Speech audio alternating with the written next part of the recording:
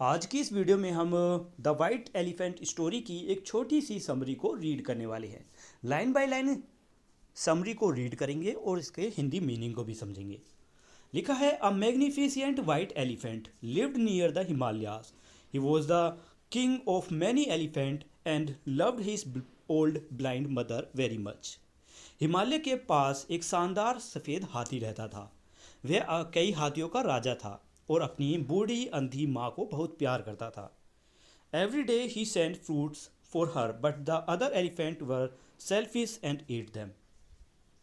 हर दिन वह अपनी माँ हर दिन वह अपनी माँ के लिए फल भेजता था, लेकिन बाकी सभी हाथी स्वार्थी थे और वह सब फल खा जाया करते थे। So the white elephant decided to leave the herd. इसलिए सफ़ेद हाथी ने झुंड छोड़ने का फैसला किया। He took his mother to Mount Condorna near a beautiful lake and waterfall and lived happily with her. इसलिए वह अपनी माँ को कोंडोना पर्वत पर ले गया, जो एक सुंदर झील झरने के पास था, और उसके साथ खुशी से रहने लगा। One day, a traveler from Banaras got lost in the forest. The kind white elephant helped him find his way out. एक दिन की बात है, बनारस से आया एक यात्री जंगल के रास्ते में भटक गया। दयालु सफ़ेद हाथी ने उसके रास्ते ढूंढने में मदद की। Later the traveller told king Brahmadatta about the white elephant hoping for a reward. बाद में उस यात्री ने इनाम पाने की उम्मीद में राजा ब्रह्मदत्त को सफ़ेद हाथी के बारे में बताया।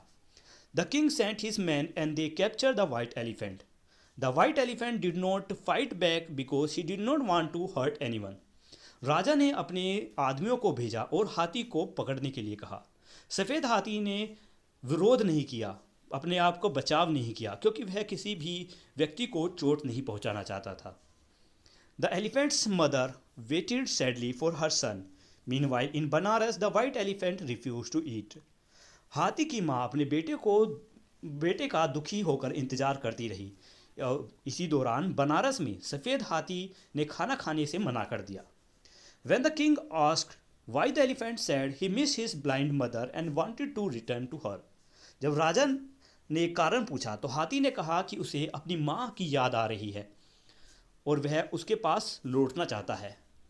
Touched by his love, the king set him free. The white elephant went back to his mother and they lived happily together. हाथी के प्रेम से प्रभावित होकर हाथी के प्रेम से खुश होकर राजा ने उसे आज़ाद कर दिया।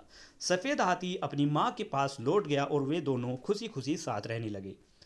After the white elephant died the king built a stone statue in his memory and every year people celebrate the elephant festival to honor him.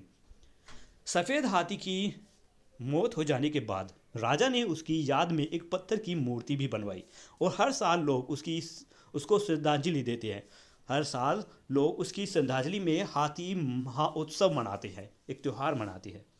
तो ये छोटी समरी यहीं पर ख़त्म होती है। उम्मीद है आपको समरी समझ आई होगी। अगर आपको इस चैप्टर का लाइन बाय लाइन एक्सप्लेनेशन देखना है, फुल एक्सप्लेनेशन, तो उसकी वीडियो भी आपको इस चैनल पर मिल जाएगी। और साथ में मैंने पहले ही इसके क्वेश्चन आंसर भी अपलोड कर दिए हैं। मिलते हैं नेक्स्ट वीडियो में, तब तक के लिए आज की